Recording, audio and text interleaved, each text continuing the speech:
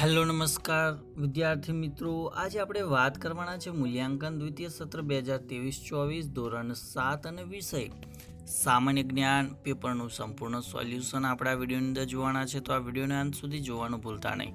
Channel ઉપર જો પ્રથમ વખત આવેલા હો તો ચેનલને સબસ્ક્રાઈબ કરી દેજો અને આ વિડીયોને તમારા અન્ય મિત્રો સુધી શેર કરી દેજો. તો પ્રશ્ન એક છે કે ભાઈ આપેલા વિકલ્પોમાંથી સાચો વિકલ્પ શોધી અને જવાબ લખવાનો છે.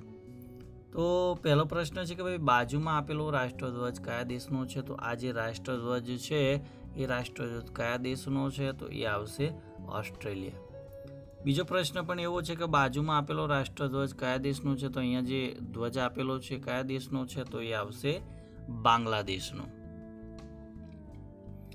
ત્યારબાદ પ્રશ્ન 3 કે ઇજિપ્તના પ્રભાવશાળી પ્રમુખ કોણ હતા? તો એ આવશે જમાલ અબ્દુલ નાસર. ચોથો પ્રશ્ન છે કે શ્રીલંકાના પ્રથમ વડાપ્રધાન કોણ હતા? તો એ આવશે સોલોમન બંડાર નાયક. પાંચમો પ્રશ્ન કે ભારતમાં કયું સ્થળ સિટી ઓફ પેલેસના નામે ઓળખાય છે? તો એ આવશે કોલકાતા. વિશ્વમાં કયો દેશ લેન્ડ ઓફ મિડનાઇટ સનના નામે ઓળખાય છે? તો એ આવશે નોર્વે. કયા દેશનું ચલણ ડોલર છે? તો એ આવશે કેનેડાનું. અને આઠમો પ્રશ્ન કે કયા દેશનું ચલણ યુઆન છે? તો એ આવશે ચીનનું. પ્રશ્ન 2 કે નીચેના આપેલા દરેક વાક્યના ખોટા શબ્દ પર છેકો મારી સાચું વાક્ય બનાવો. એમાં પહેલું છે કે ભાઈ ભારતમાં આશરે 70% અથવા 90% લોકો ખેતી સાથે સંકળાયેલા છે. તો એમાં 90% છે એ આપણે ખોટો શબ્દ છે તો એને છેકવાનો હોય. બીજો છે કે કપાસ અથવા સોયાબીન એક અગત્યના રેસા છે. તો એમાં કપાસ જવાબ સાચો છે, જ્યારે સોયાબીન એ ખોટું છે એટલે સોયાબીન છેકવાનું.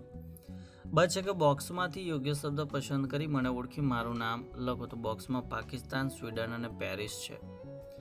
પહેલો પ્રશ્ન છે કે સ્ટોકહોમ મારી રાજધાની છે? તો જવાબ આવશે સ્વીડન.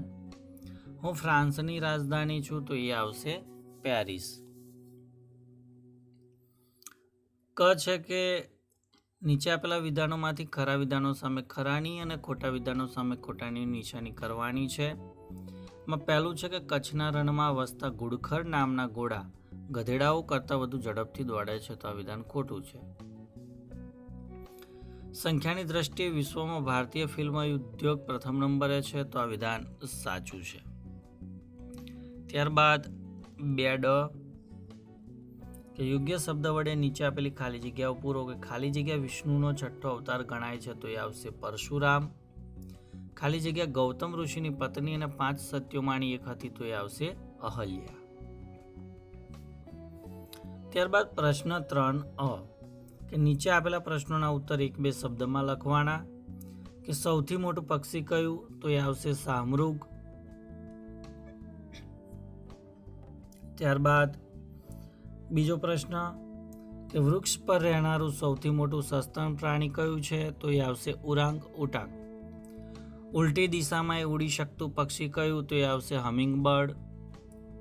વિશ્વ વન દિન ક્યારે ઉજવાય? તો કે ભાઈ 21 માર્ચના દિવસે. વિશ્વ જલ સ્ત્રોત દિન ક્યારે ઉજવાય? તો આવશે 22 માર્ચના રોજ. ત્યારબાદ બ છે કે ભાઈ બોક્સમાંથી યોગ્ય શબ્દ પસંદ કરી નીચે આપેલા પ્રશ્નોના ઉત્તર લખો. તો બોક્સમાં ઓસ્કાર સ્વીડનને હાથી છે. પહેલો પ્રશ્ન છે કે કયા પ્રાણીને નખ છે પણ આંગળીઓ નથી? તો એ આવશે હાથી.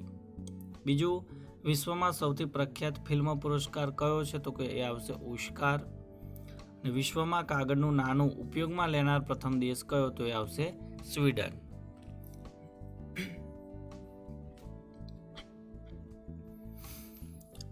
ત્યારબાદ પ્રશ્ન 4 કે નીચે આપેલા ભારતના દરેક વડાપ્રધાનના ચિત્રને ઓળખી તેમનો નંબર તેમના નામ આગળના બોક્સમાં લખવાનો છે. તો આ જે પહેલું ચિત્ર છે એ આવશે શ્રીમતી ઇન્દિરા ગાંધી. બીજા નંબરનું જે ચિત્ર છે તો મિત્રો અહીંયા થોડું ટાઈપિંગ મિસ્ટેક અહીંયા થઈ છે. કે જે બીજા નંબરનું છે ભાઈ ચરણસિંહ ચૌધરી છે. ત્રીજા નંબરનું એ છે પીવી નરસિંહ છે. અને ચોથા નંબર પર આવશે નરેન્દ્ર મોદી. તો બીજા નંબર પર યાદ રાખવાનું ચરણસિંહ ચૌધરી. ત્યારબાદ બની અંદર ભાઈ યોગ્ય જોડકા ગોઠવવાના છે. તો પહેલું છે કે ભાઈ NOC, તો એ જવાબ આવશે નો ઓબ્જેક્શન સર્ટિફિકેટ. બીજું છે MBBS, તો એનો જવાબ ચોથા નંબર પર છે કે bachelor of medicine and bachelor of surgery. ONGC, તો કે ભાઈ oil and natural gas commission. અને CBI, તો કે સેન્ટ્રલ બ્યુરો ઓફ ઇન્વેસ્ટિગેશન.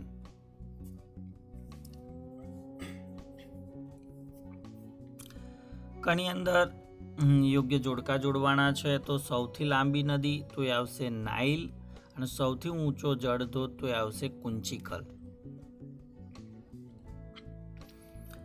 ડની અંદર કે અંતરિક્ષ વિજ્ઞાન, તો એ આવશે ગ્રહો, ઉપગ્રહો અને અંતરિક્ષનો અભ્યાસ કરે. અને પ્રકાશ વિજ્ઞાન, તો કે ભાઈ પ્રકાશના લક્ષણોનો અભ્યાસ કરે છે. 5 છે કે કૌંસમાંથી યોગ્ય શબ્દ પસંદ કરી વિધાન પૂર્ણ કરવાનું છે. કે પૃથ્વી ગોળ છે અને તે પોતાની ધરી પર પરિભ્રમણ કરે છે તેવું સૌપ્રથમ પ્રતિપાદિત કરનાર ખાલી જગ્યા હતા. તો જવાબ આવશે આર્યભટ્ટ. બીજું, રોકેટમાં ખાલી જગ્યા નામનું બળતણ વપરાય છે, તો એ પ્રવાહી હાઇડ્રોજન. ત્રીજું, HTML ડોક્યુમેન્ટનો અંત હંમેશા ખાલી જગ્યા વડે થાય છે, તો અહીંયા /HTML વાળું ટેગ દર્શાવવાનો છે. ચોથો પ્રશ્ન છે કે ભાઈ રો અને કોલમના છેદનને ખાલી જગ્યા કહે છે, તો જવાબ આવશે સેલ તરીકે ઓળખવામાં આવે છે. છે કે નીચે આપેલા દરેક પ્રશ્નોમાં આપેલી 4 આકૃતિઓમાંથી જુદી પડતી એક આકૃતિ શોધીને તેનો ક્રમ અક્ષર આકૃતિઓ પાસે આપેલા બોક્સમાં દર્શાવવાનો છે. તો અહીંયા જે પહેલી 4 આકૃતિઓ છે એની અંદર તમે જોઈ શકો છો કે આ જે અર્ધચંદ્રાકાર છે દરેક અલગ અલગ વિરોધ દિશાની અંદર છે. અહીંયા પણ એવું છે, અહીંયા પણ એવું છે. જ્યારે જે સી છે એની અંદર તમે જોઈ શકો છો કે એક જ દિશાની અંદર તે ગોઠવાયેલા છે, તો આ અલગ પડતી આકૃતિ આપણી સી છે. જ્યારે બીજા નંબરના પ્રશ્નની અંદર અલગ પડતી આકૃતિ એ છે. ત્યારબાદ ક છે કે નીચે આપેલા દરેક શબ્દનો સાચો સમાનાર્થી શબ્દ બોક્સમાંથી પસંદ કરીને લખવાનો છે. તો બોક્સમાં અંબર, કંચન, રશ્મિ અને ભગવાન જેવા શબ્દ આપેલા છે. તો ઈશ્વર છે એનો સમાનાર્થી શબ્દ થશે ભગવાન. આકાશ એનો સમાનાર્થી શબ્દ થશે અંબર. સોના એનો સમાનાર્થી શબ્દ કંચન થશે. અને કિરણ એનો સમાનાર્થી શબ્દ થશે રશ્મિ. તો મિત્રો, સામાન્ય જ્ઞાન વિષયનું સંપૂર્ણ સોલ્યુશન આપણે આ વિડીયોની અંદર આપવાનો પ્રયત્ન કર્યો. તો ચોક્કસથી આ વિડીયો ગમ્યો હશે તો વિડીયોને લાઇક કરી દેજો, શેર કરી દેજો અને ચેનલને સબસ્ક્રાઈબ કરી દેજો. Thank you. આભાર.